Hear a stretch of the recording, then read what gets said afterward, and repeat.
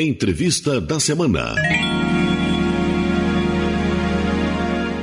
O jornalista Diego Souza conversa agora sobre uso capião familiar e conjugal com o advogado Douglas Philippes Freitas. Acompanhe. Douglas, eu abro essa entrevista te perguntando uma definição de uso capião que muita gente ainda faz confusão, né?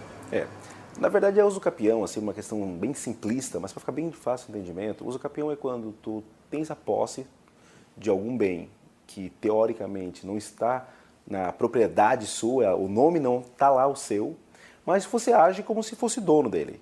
Então, depois de um certo tempo, este bem acaba sendo, pela lei, seu. É o sujeito que mora num terreno por 15, 20 anos, nunca escriturou no nome dele, a lei dá o direito de se tornar dele. A uso capião tem até umas situações interessantes que permite que tu possa até ter invadido esse terreno. Se o proprietário não falar nada por 10, 15 anos, a lei presume que o proprietário abandonou, então se tornou teu. O que nós estamos falando hoje, que é essa uso capião conjugal e familiar, é muito parecido com isso. A diferença é que agora tu vai pegar para si a metade que era do teu marido ou da tua esposa, ou companheiro, dependendo da situação jurídica de vocês. E de onde surgiu o artigo que trata do uso capião conjugal? Nós tivemos uma alteração no Código Civil. O Código Civil tem vários artigos que tratam sobre o uso capião, e o artigo 1240 do Código Civil, ele fala sobre essa uso capião prevista no Estatuto da Cidade, que é o uso capião constitucional ou cidadã, que são imóveis de até 250 metros quadrados na área urbana, 50 hectares na área rural. E a lei da Minha Casa Minha Vida, na calada da noite, por assim dizer, incluiu um artigo no Código Civil, que é o 1240-A, trazendo uma nova modalidade de uso capião, muito parecida com aquela do Estatuto da Cidade e constitucional, só que agora para os cônjuges e companheiros. E a questão do divórcio, existe algum prazo para divórcio quando está em trâmite essa questão do uso capião? Teoricamente, nós não temos um prazo para fazermos o nosso divórcio ou entrar com uma dissolução de união estável. Na verdade, a legislação ela não prevê expressamente este prazo. Nós sabemos que nós temos alguns prazos para regularizar certas situações. Por exemplo, se eu quiser cobrar uma dívida, eu tenho um prazo de até 5 anos. Se eu quiser buscar um dano moral, meu prazo é de só 3 anos. As usucapiões, elas criam prazos para que se o outro não fizer nada, aquele que não fez nada vai perder o seu direito. Então, por exemplo, se eu não fizer um divórcio no prazo de 15 anos e eu quiser agora partilhar os bens, eu posso perder este bem, pela usucapião, naquelas modalidades mais tradicionais. Nesta modalidade agora, da uso capião conjugal ou familiar, o prazo é só de 2 anos. Então, se eu não ingressar hoje com uma ação de divórcio ou de dissolução de união estável em até 2 anos, eu estou na iminência de perder metade do meu patrimônio. E como fica para quem está perdendo no patrimônio? Tem muito que argumentar num processo, quem está perdendo o patrimônio porque saiu de casa, porque trocou de esposa. Como é para recorrer dessas decisões? É complicado? Quando tu lê o artigo, lá diz a pessoa que abandonou o lar. A primeira impressão é que nós estamos falando de um cônjuge culpado, né? A pessoa que traiu, a pessoa que... aquele conceito clássico de abandono de lar. Mas não é isso que a lei quer dizer. Aquele abandono de lar que a lei está dizendo, por se tratar de uma matéria de uso capião, nós estamos falando do abandono da coisa, do lar conjugal, certo? A pessoa que saiu de casa, foi para a Bahia, foi para qualquer outro lugar, não importa se ele era culpado ou inocente, isso não se discute num direito moderno, mais quem é culpado pelo fim da separação, mas o fato é que ele abandonou o lar, ele saiu e não está mais pagando IPTU, não está partilhando este bem, ou seja, ele largou de mão aquele bem. Consequentemente, o outro vai poder, nesta modalidade de uso capião, lá no divórcio ou na dissolução de união estável, requerer 100% do bem para si, quando ele só tinha direito de 50%. Então, dá para fazer alguma coisa? Dá. Entrar com a ação antes do prazo de 2 anos. Ou algumas outras situações que podemos fazer também. Então, é importante ficar de atento aos prazos. O principal é o prazo. Teoricamente, nós podemos, por exemplo, a pessoa que saiu de casa e não quer entrar com a ação, às vezes por motivo religioso, seja qual for, nesse prazo de 2 anos, pelo menos continue pagando IPTU junto com o ex-cônjuge, ingressa com uma ação, por exemplo, para cobrar aluguel, ingressa com uma ação de alimentos e diga que aquele bem eu não vou cobrar aluguel porque está sendo utilizado para os filhos, então tu vai autorizar a utilização, ou seja, o importante é não abandonar o bem. fazer de conta que ele não existe. Este é o grande motivo da lei. Se a pessoa se separar e por mais de 2 anos fazer de conta que o bem não existe, quando ele quiser a sua metade, ele vai perder. E faz diferença se a mulher, no caso, que está solicitando o usucapião do imóvel, se ela tem outros bens, outras casas, outros imóveis, isso faz diferença no processo? Faz toda a diferença. Porque esta modalidade de usucapião, ela tem algumas regras bem específicas. A primeira é que o imóvel não pode ser maior do que 250 metros quadrados. A segunda regra é que não pode ter outros bens, aquele casal. Tem que ser o único bem, onde eles vão dividir. E a terceira regra é que aquele bem, por causa do regime de bens, tem que ser metade de cada um. Vamos imaginar uma pessoa que é casada na separação de bens. Teoricamente, aquele apartamento, ele não tem metade. Ele é inteiro só do outro. Então eu não posso usar essa modalidade de usucapião, porque eu não tenho metade neste bem. Aí eu vou ter que utilizar as outras modalidades, aquelas de 10, 15 anos. Então, para eu usar essa modalidade de usucapião conjugal, que é só de 2 anos, metade do bem tem que ser meu pelo regime patrimonial, porque eu só vou usucapir a outra metade.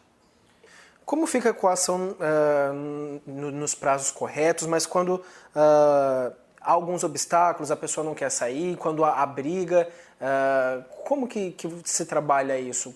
Legal. Assim, o primeiro ponto é que a gente não pode punir as pessoas por conta de demoras processuais, de uma série de incidentes que às vezes fazem o processo atrasar. Tudo que nós estamos falando de prazos é entre a data da separação e o protocolo da ação. Protocolação, se a ação vai levar 10 anos, não é mais problema. Porém, tem uma coisa interessante, muita gente se vale dessa demora processual para não sair do imóvel. Então ele fica agindo como se fosse seu e ele diz, não vou sair porque não foi partilhado. O nosso judiciário, ele tem várias decisões do nosso tribunal, principalmente, onde reconhece que aquele que mora sozinho num bem que é do casal, ele tem que pagar aluguel de 50% para o outro. Porque, afinal de contas, o outro está morando de aluguel ou está morando de favor. Então, ele tem direito de fazer isso. Até porque se o casal tivesse saído da casa, botado para alugar, ele estaria dividindo o aluguel. Então, como a pessoa quer morar no imóvel sozinho, sendo que o imóvel não é só dele, é do casal, então, entrando com a ação ou fazendo pedido no divórcio ou na dissolução, geralmente os magistrados têm concedido o pagamento de aluguel de 50%. E o fato do casal ter filhos modifica alguma coisa no processo? Modifica em relação à pensão. Então, por exemplo, eu posso alegar que eu não tenho condições de pagar esses 50% porque eu já estou recebendo pensão, por exemplo. Então, eu teria que receber uma pensão maior. Então, vai acabar fazendo a pessoa receber de um lado, mas pagar de outro. Então, isso pode influenciar na questão de cálculo. Mas vamos imaginar um marido e uma mulher que se separaram, trabalham, então ninguém está pagando pensão para o outro, e isso não vai alterar no valor de pensão. Nós vamos, na verdade, é uma obrigação diferente da obrigação que aquele pai ou que aquela mãe tem em relação aos filhos, que é a pensão. Então, são obrigações de naturezas diferentes. E numa relação familiar, por exemplo, a mãe não quer entrar com o usucapião, que isso é muito comum, não quero mais saber do meu ex-marido. E os filhos querem. Esse processo também é válido? Só no caso da morte dessa mãe. Porque é um direito pessoal. Então, a mãe tem que reivindicar um direito seu. Muita gente fala, pô, mas isso aí vai ser minha herança, né? Vai ser meu patrimônio. Só que não existe herança de pais vivos. Então, enquanto os pais são vivos, eles têm que exercer os seus direitos sozinhos. Agora, no momento que eu vou imaginar que esta mãe faleça, e durante a vida ela nunca regularizou essa situação. No inventário, se este pai resolver, olha, 50% é meu, os filhos podem dizer, não, pai, desculpa. O senhor abandonou a mãe já há mais de 15 anos, nunca quis saber dos bens, a mãe agiu como se fosse dela, então ela tem direito de usucapião sobre a totalidade dos bens. E nós temos várias decisões que permitem essa usucapião dentro do bojo familiar. Claro que nós temos vários contornos, tem que analisar o caso concreto, a dinâmica familiar, ela cria alguns laços que é muito difícil nós dar uma cláusula geral e dizer, funciona assim. Nós temos muitas situações, coisas não ditas, coisas ditas, então isso tem que ser analisado, por isso que as varas de família são varas especializadas. Porém, é importante nós sabermos que a possibilidade existe. Tanto que tem várias decisões que muitas vezes o juiz de primeiro grau vai lá e diz, não podemos fazer usucapião no seio familiar. Só que naquele caso concreto podia. O nosso tribunal vai lá, olha, doutor, volta para instruir o processo, porque é possível sim. Então, o importante eu acho que é isso. O direito a. Se nós vamos conseguir, aí depende dos contornos. Perfeito. Você também é autor de um livro, deixa eu mostrar aqui para a câmera. Eu queria que você falasse um pouquinho sobre ele. Esse livro, na verdade, já está atualizado pelo novo Código de Processo Civil. Nós publicamos esse livro assim que saiu a lei, né? E agora está sua edição atualizada por conta do novo CPC. Perfeito.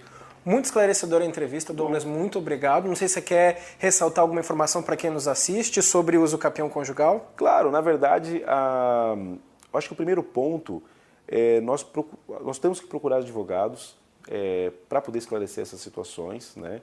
E, de preferência, advogados na área de família. Há 10, 15 anos atrás, o direito de família ele era muito menos complexo do que é hoje.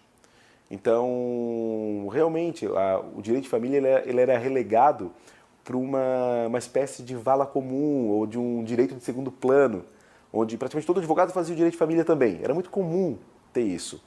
E o direito de família ele galgou um espaço, não só na advocacia, como no próprio judiciário, com várias especializadas, por conta dessa necessidade de maior especialização da matéria. Então, hoje o direito de família, tu procurar um advogado familista, é a mesma necessidade de procurar um advogado tributarista, um advogado que cuide de direito empresarial, ou seja, especializado naquela área. Porque os contornos que nós temos hoje nesta disciplina mudaram muito. Se eu fizer um raio-x dos últimos, não digo 10, dos últimos 5 anos, nós temos um outro direito de família. Desde direito de amantes, guarda compartilhada, alienação parental, uso capião conjugal, direito de cotas empresariais. São tudo situações que são novas, 5 anos no máximo. Então, realmente, eu acho que se fosse para dar algum recado, procure alguém especializado na área de família. Ainda mais se tratando de lar, de uma coisa que a maioria das pessoas passa a vida inteira batalhando para conseguir, ou, enfim, não é qualquer bem, né? Enfim, é um sonho. É um sonho, sinônimo de proteção também para os filhos, enfim. Tudo isso. Perfeito, é verdade. Perfeito. Muito obrigado, viu, Douglas?